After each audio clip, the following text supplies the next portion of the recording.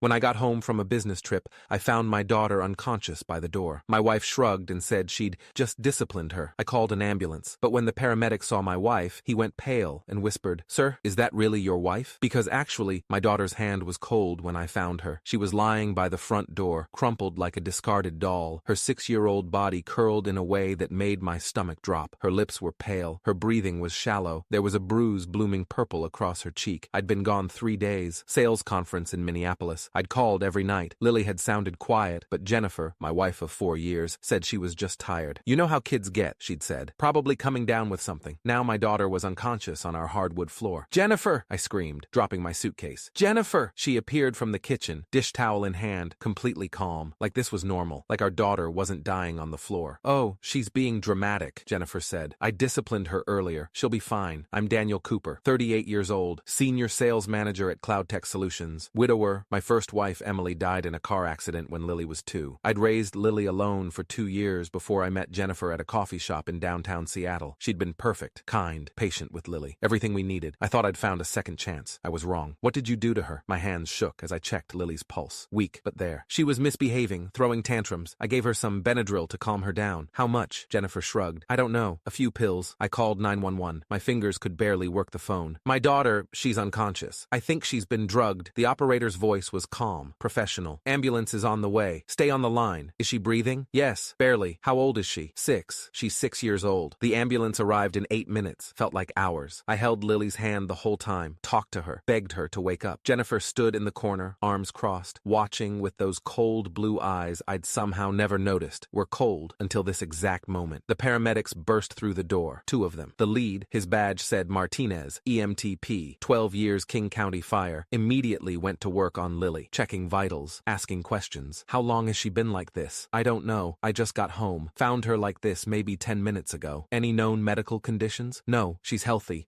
Martinez looked up at Jennifer. His face changed, went from professional concern to something else. Recognition, fear. He stood up slowly, walked toward her, stared. "Sir," he said quietly, not taking his eyes off my wife. "Is that really your wife?" "Yes, Jennifer. Jennifer Walsh." "Why? What's her maiden name?" "Morrison. Jennifer Morrison." "Why are you—" Martinez pulled out his phone, typed something, showed me the screen. It was a news article from Portland, Oregon, dated November 2021. The headline, "Woman arrested in child abuse case. Stepson hospitalized with suspicious injuries." The photo showed a woman who looked exactly like my wife. Same blonde hair, same sharp features, same cold eyes, but the name was different. Sarah Jensen. "Because she's Sarah Jensen," Martinez said, his voice tight. "She was investigated in Oregon 2 years ago. Her stepson almost died." My blood turned to ice. "What are you talking about?" "Charges were dropped on a technicality. Something about chain of custody on the evidence. But that kid, Dylan Martin, 8 years old, he had the same symptoms I'm seeing here. Severe dehydration, unexplained bruising, sedatives in his system. His father didn't know until the school called CPS." I looked at my wife. She stood in the corner, arms still crossed, face completely blank, not scared, not surprised, just annoyed. "That's ridiculous," she said calmly. "I've never been to Oregon. This man is clearly confused." "Ma'am, I worked that case," Martinez said. "I was the paramedic who responded when Dylan was found unresponsive at school. I testified at the preliminary hearing. That's you. You're mistaken." Martinez turned to his partner. "Load her up. Priority 1, possible drug overdose and suspected abuse. I'm calling this in." They strapped Lily to the gurney, so small, so pale, my baby girl. "I'm riding with her," I said. "Sir, you should follow in your car." "I'm riding with her," Martinez nodded. "Understood." As they loaded Lily into the ambulance, I looked back at Jennifer. She was already on her phone, texting someone, completely calm. The ambulance ride took 17 minutes. 17 minutes of watching Lily's chest rise and fall weakly. 17 minutes of Martinez explaining what he knew. "The Oregon case was bad," he said quietly. "Kid was hospitalized 3 times in 6 months. Always when the dad was traveling for work. Always with the stepmom's explanation that he was clumsy, accident-prone, sickly. The 3rd time, a nurse noticed the pattern, called authorities. What happened? They arrested her. Sarah Jensen. But her defense attorney got the evidence thrown out. Something about the blood tests being improperly logged. Without that, they couldn't prove she'd drugged the kid. Case fell apart. She disappeared before they could file new charges." "And you're sure it's her?" "I'm positive. I'd recognize that face anywhere. Haunted me for months." At Seattle Children's Hospital, they rushed Lily into emergency. I paced in the waiting room while they ran tests, called her pediatrician, called my mother, called my boss, didn't call Jennifer, didn't want to hear her voice. At 11:47 p.m., Dr. Patricia Chen came out, 46 years old according to the hospital website, 22 years in pediatric emergency medicine. Her face was grim. "Mr. Cooper, your daughter has been drugged with diphenhydramine, that's Benadryl, at levels consistent with a 150-pound adult dosage. She's also severely dehydrated, malnourished, and has bruising consistent with physical abuse. We found older bruises in various stages of healing. My knees went weak. I sat down hard. How long? I asked. Based on the malnutrition and dehydration? Weeks, maybe months. The bruising patterns suggest ongoing physical abuse over an extended period. I've been home. I would have noticed. Mr. Cooper, abusers are very good at hiding what they do. And you said you travel frequently for work? 2 to 3 times a month, usually 3 or 4 days at a time. That's when it would have happened, when you weren't there to see. A police officer arrived. Detective Raymond Foster, Seattle PD Child Abuse Unit, 19 years on the force. He took my statement, asked about Jennifer, asked about our marriage. I told him everything. How we'd met 4 years ago, how she'd seemed perfect, how Lily had seemed to like her at first. At first? Foster asked. The last year, Lily's been different, quieter, more anxious. I thought it was just adjustment. New school, growing up, her mom being gone. I never thought, Mr. Cooper, I need to ask, did you ever see your wife hurt Lily? No, never. I would have. Did Lily ever say anything? I thought back, tried to remember. There was something. 6 months ago, Lily had asked me, Daddy, does Jennifer love me? I'd said, of course she did. Asked why she'd ask that. She's just different when you're not home. Different how? Just different. I'd brushed it off. Thought Lily was being sensitive. Thought she was still struggling with having a stepmom instead of her real mom. God, how could I have been so blind? I need to talk to your wife, Foster said. She's at our house, 2847 Maple Avenue. He left. I stayed with Lily. She woke up around 2 a.m., groggy, confused. When she saw me, she started crying. I'm sorry, Daddy. I'm sorry. I didn't mean to be bad. Baby, you're not bad. You're not bad at all. Jennifer said I was bad. Said I deserved it. Said if I told you, nobody would believe me because I'm just a kid and she's the grown-up. My heart shattered into 1,000 pieces. I believe you, sweetheart. I believe you completely. Jennifer came home that night like nothing had happened. Detective Foster had gone to our house, but she'd refused to answer questions without a lawyer. They couldn't arrest her. Not yet. Not without more proof. She texted me at 2:34 a.m. Where are you? I'm worried. I didn't respond. She texted again at 3:15 a.m. Dan, please. I know you're upset, but we need to talk. Lily has behavioral issues. I was just trying to help. She needs structure, discipline. You've been too soft on her since Emily died. I blocked her number. At 6:01 a.m., I called my buddy Marcus Chen. We'd gone to college together. He worked in tech security now, running his own firm specializing in digital forensics and background investigations. Marcus, I need everything you can find on Jennifer Walsh. Born 1985, married me in 2019. What's going on? I told him. Everything. He went quiet for a long time. I'll call you back, he said. He called back 2 hours later. Dude, your wife doesn't exist before 2018. What? No credit history. No social media before that year. Her driver's license was issued in Washington in 2018. Her social security number is real, but there's no employment history before 2018. No tax records, no college transcripts. It's like she appeared out of nowhere. My hands started shaking. Can people even do that? Sure, if they know what they're doing. Change your name, move states, create a new identity. Not exactly legal, but not impossible. Especially if you're running from something. I dug deeper. Found the Oregon case Martinez had mentioned. Spent 4 hours on Google, LexisNexis, public records databases. Found it. Sarah Jensen. Arrested November 2021 in Portland for felony child abuse. Her stepson Dylan Martin, 8 years old, hospitalized with drug overdose and suspicious injuries. Charges dropped January 2022 when evidence was ruled inadmissible. Subject failed to appear for rescheduled hearing. Warrant issued. There was a photo in the court records. Jennifer. Absolutely Jennifer. Same face, same cold eyes. I kept digging. Found another case. Phoenix, Arizona. March 2019. Rachel Morrison. Arrested for endangering a child. Stepdaughter, 7 years old. Found unresponsive at school. Same pattern. Drugs, malnutrition, bruising. Charges dropped when key witness, the father, refused to testify. Case notes indicated he'd been convinced his daughter was lying and threatened by the defendant. The case was sealed because the victim was a minor. But I found the father's name in related civil filings. Robert Morrison. He'd filed for divorce and emergency custody 3 months after the criminal case fell apart. I called information, got a number, left a voicemail. Mr. Morrison, my name is Daniel Cooper. I think my wife might be your ex-wife, Rachel. I need to talk to you. Please. It's about my daughter. He called back 30 minutes later. Is your daughter okay? His voice was rough, urgent. She's in the hospital. She'll survive, but she's a monster. The words came out flat. Dead. Rachel, whatever she's calling herself now, she gets off on it. Hurting kids, specifically stepkids. She finds single fathers, plays the perfect girlfriend, the devoted stepmom. Then once she's locked in, married, living together, integrated into the family, she starts. Starts what? Testing boundaries. Small punishments that escalate. Withholding food, restricting bathroom access, emotional abuse, then physical, then chemical. She drugs them to keep them compliant, to make them easy to control, and she times it for when the father is gone. Business trips, long work days, anytime she can be alone with the kid. Why? Power. Control. She told me once, during one of our fights before I realized what she really was, that children needed to learn their place, that they were manipulative little liars who deserved to be taught respect. He laughed bitterly. I actually believed her for a while. Believed my daughter was making things up for attention. How did you figure it out? My daughter collapsed at school. Nurse called an ambulance. Toxicology showed Benadryl, NyQuil, and traces of prescription sleep medication. My medication. Rachel had been drugging her for months, maybe longer. What happened to Rachel? She vanished. Day before the trial, she didn't show up. Left her phone, her wallet, everything. Just disappeared. By the time I found out she'd used a fake ID to board a bus to Nevada, she was gone. I'm so sorry. Don't be sorry. Stop her. I couldn't. But maybe you can. How's your daughter now? She's 12, in therapy. Still has nightmares. Still flinches when women raise their voices. Rachel destroyed something in her that I don't know if it'll ever come back. After I hung up, I sat in the hospital room and cried. Lily was asleep, hooked up to IVs, monitors beeping softly. She looked so small in that bed. I'd brought this monster into our home, into Lily's life, because I was lonely, because I wanted help, because I thought I was doing the right thing. I pulled up Jennifer's number, unblocked it, looked at our text history, messages from when we were dating. Sweet, charming. Can't wait to meet Lily. You're such a good father. I've always wanted to be a mom. All lies, all performance, all part of the con. I started building a case, called Marcus back. I need more. I need every name she's used, every place she's lived, every victim. On it, I called Detective Foster. I found 2 more cases. Oregon and Arizona. Same woman, different names. I have contact information for victims and case files. Mr. A. Cooper, I appreciate your initiative, but this is police work. With respect, Detective, the Oregon case fell apart because of mishandled evidence. The Arizona case fell apart because she manipulated the father. She's good at this. She's been doing it for years. If we don't build an airtight case, she'll walk again. Silence. Then, send me everything you have. Over the next 72 hours, I barely slept. Marcus found 2 more cases. 2017, Las Vegas. Julia Martinez arrested for child neglect. 6-year-old stepson hospitalized. Father refused to cooperate. Charges dropped. 2016, Sacramento. Michelle Chen investigated for abuse. 7-year-old stepdaughter. Case went nowhere because the child recanted her statement. Father married to Michelle for 3 more years before they divorced quietly. 5 cases, 5 different names, 5 different states. Same pattern, same woman. Marcus compiled everything into a digital dossier. Police reports, court records, hospital records, photos, news articles. It was devastating. She's a serial predator, Marcus said. This is what she does. It's not anger. It's not loss of control. It's deliberate, systematic. I contacted all the fathers. 3 of them agreed to talk. 1 refused, said he'd moved on, and didn't want to dredge up the past. 1 I couldn't locate. The Oregon victim, Dylan Martin, was now 10 years old. His father, Chris Martin, agreed to let Dylan participate if it would help put her away. I had an idea. Possibly insane, possibly brilliant. My company, Cloud Tech Solutions, was throwing its annual charity gala that Saturday. Big event, 200 attendees, major clients, C-suite executives, investors, local media covering the event because we were raising money for Seattle Children's Hospital. Jennifer loved these events, loved playing the devoted wife, loved networking, loved being seen. I called her, first time since the hospital. Dan, oh my God, I've been so worried. We need to talk. Yes,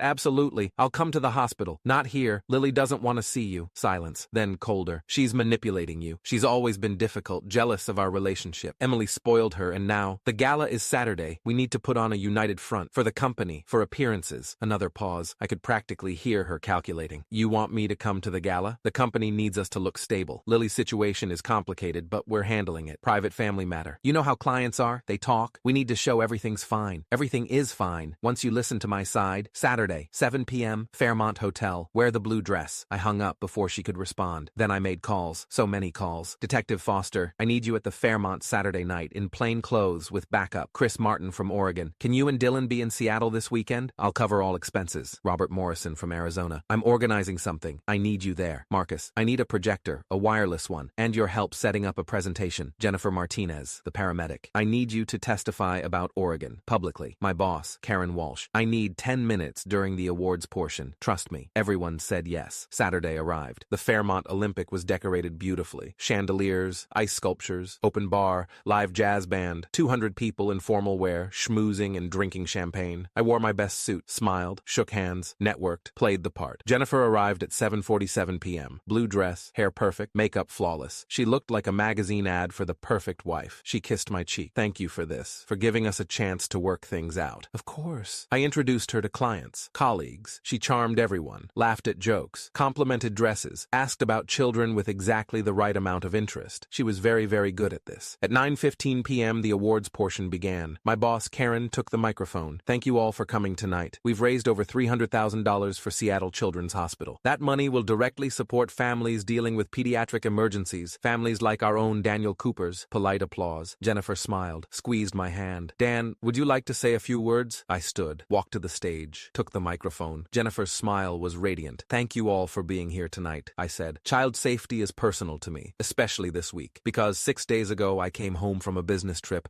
and found my 6-year-old daughter unconscious on our floor. The smile froze just for a second, then returned, but colder. She'd been drugged, starved, beaten while I was in Minneapolis selling software. Murmurs in the crowd. Jennifer's smile stayed fixed. I also learned something else. I learned that my wife has been abusing my daughter, systematically, for months. The smile cracked. But that's not all I learned. I nodded to Marcus. The projector lit up behind me. A photo appeared, Jennifer's face, but with different names. I learned that my wife isn't who she says she is. Jennifer Walsh. That's what she told me. But that's not her real name. Another slide. A mugshot. This is Sarah Jensen, arrested in Portland, Oregon, November 2021 for child abuse. Another slide. Different mugshot. This is Rachel Morrison, arrested in Phoenix, Arizona, March 2019. Another. Julia Martinez, Las Vegas 2017. Another. Michelle Chen, Sacramento 2016. The room was silent. 200 people staring. Phones coming out, recording. Same woman, same pattern. She finds single fathers, becomes the perfect girlfriend, the perfect stepmom. Then, when she's locked in, married, trusted, she starts hurting the children. Jennifer stood up. Her chair scraped loudly. This is insane. Daniel is having a breakdown. He's lying. That's my stepson. A voice from the back. Chris Martin stood up. Dylan beside him. The boy pointed at Jennifer. You almost killed me. You put pills in my food. You locked me in the closet. You told my dad I was lying. Another voice. Robert Morrison stood. You put my daughter in a coma. She was 7 years old. Jennifer's face twisted, the mask finally dropping completely. You people are... This is... Detective Foster stepped forward from the crowd. Plain clothes, but now showing his badge. Sarah Jensen, also known as Rachel Morrison, Julia Martinez, Michelle Chen, and Jennifer Walsh, you're under arrest for child endangerment, fraud, identity theft, and felony assault. She ran. Actually ran toward the exit, heels clicking on marble. The detective from Portland, Lauren Hayes, 16 years on the force, flown in specifically for this, stepped in front of the door. You also have an outstanding warrant in Oregon. You're not going anywhere. Foster and Hayes moved in. Jennifer fought, screamed, called me every name imaginable. You'll regret this, you manipulative bastard. You set me up. I smiled, couldn't help it. No, you'll regret thinking I wouldn't fight back. Every single person in this room is a witness. This footage, I pointed to the news crew in the corner, camera rolling, is already viral. You're done hiding. As they cuffed her, she looked at me, pure hatred in those cold blue eyes. Your daughter deserved it, she hissed. She was a whiny little brat just like all the others. The room gasped. The cameras kept rolling. They dragged her out. She was screaming the whole way. The gala dissolved. People talking, crying. Several clients hugged me, told me they were sorry, told me Lily was lucky to have me. The next morning, it was everywhere. News coverage, social media, serial child abuser exposed at charity gala. The video had 5 million views by noon. Jennifer, Sarah, Rachel, whatever her real name was, sat in King County Jail awaiting trial. No bail, flight risk, with a history of fleeing jurisdiction. Detective Foster built the case methodically. 5 states, 5 victims, forensic evidence, digital evidence, testimonies. The trial was 4 months later. Jennifer pleaded not guilty. Her lawyer tried to claim I'd set her up, that I'd fabricated evidence, that the victims were lying. Dylan Martin testified. 10 years old, voice shaking, but clear, described what she'd done to him, the pills, the punishments, the fear. Robert Morrison's daughter testified via video, now 12. She described being locked in bathrooms for hours, being told she was worthless, being drugged when she tried to tell anyone. Lily testified too. My brave, beautiful 6-year-old daughter told the jury about the punishments, the pills, the bruises, how Jennifer told her nobody would believe her, because kids are liars. The jury deliberated for 3 hours, guilty on all counts. Sentencing was 2 weeks later. Judge Patricia Moreno, 26 years on the bench, known for harsh sentences in child abuse cases. Ms. Jensen, or Walsh, or Morrison, or whatever your real name is, in my 26 years as a judge, I have never seen such calculated, systematic abuse of vulnerable children. You are a predator, a serial predator who specifically targets children who have already lost a parent, who are already vulnerable, already traumatized. You exploited grieving fathers and tortured innocent children for your own gratification. She sentenced Jennifer to 48 years in prison, 8 years for each victim, to be served consecutively. No possibility of parole for 20 years. Jennifer showed no emotion, just stared at the wall. Lily's in therapy now. Dr. Lisa Chen, PhD in child psychology, 17 years treating trauma in children. She has nightmares still, flinches sometimes when women raise their voices, but she's healing. She smiles again, really smiles, not the fake, scared smile she had when Jennifer lived with us. We moved. Couldn't stay in that house with those memories. Got a smaller place in a different neighborhood, just us. The other fathers reached out. We formed a support group, meet monthly, talk about healing. healing, about protecting our kids, about the warning signs we all missed. Dylan's doing better, so is Robert's daughter, so are the others, now that we've all connected and shared our experiences. 6 months after the sentencing, I got a letter from Jennifer, from prison. I almost threw it away, but curiosity won. Daniel, you think you won. You didn't. I'll be out in 20 years. I'm only 39. I'll have plenty of time to start over, find a new name, a new state, new victims. There are always single fathers looking for help, always lonely men who will believe anything, always children who are easy to hurt. You got lucky, you had resources, money, connections. Most of them don't. Most of them never figure it out until it's too late. I've hurt more kids than the 5 you found. Try 10, maybe 12. I've been doing this since I was 22. You only caught the recent ones, the sloppy ones. The others? I was careful. I was smart. Those families still think their kids are problems, still think they're the issue, not me. Sleep well knowing that. I showed it to Detective Foster. He showed it to the prosecutor. They used it to open investigations into her past. Found 3 more cases they're still building. The letter was evidence of consciousness of guilt. Might add more years to her sentence. I showed it to Dr. Chen during one of Lily's sessions. She's trying to maintain power, Dr. Chen said. Even from prison, she wants you to feel helpless, scared, to think she's still in control. Is she? No, she's in a cell. You and Lily are free. That's who won. She was right. Last week, Lily and I went to the park. She ran to the swings, laughed as she went higher and higher, called out, "Daddy, watch me." I watched her, my strong, brave little girl who survived a monster. And I thought about that letter, about Jennifer's claim that she'd won, that she'd do it again. Maybe she would. Maybe she'd get out in 20 years and try. But she'd have to do it with every news outlet in the country knowing her face, with every father and every support group spreading awareness, with every victim she'd tortured now empowered to speak up. She thought she was untouchable, thought she could keep hunting, keep hurting. She was wrong, because the thing about monsters, eventually they get caught. Eventually, the truth comes out. Eventually, the victims find each other, and the monster ends up alone in a cell, writing impotent threats, while the people they tried to destroy move forward with their lives. Lily jumped off the swing, ran to me, hugged my legs. "I love you, Daddy. I love you too, sweetheart. Is Jennifer ever coming back?" "Never, I promise." "Good. I like it being just us." "Me too, baby. Me too." We went home, made dinner together. She helped me stir the pasta, giggled when I let her taste the sauce. Normal, safe, free. Jennifer thought she'd won because she'd hurt so many kids and gotten away with it for so long. But she lost everything the moment she underestimated a father's love, and she'll spend the next 48 years knowing it.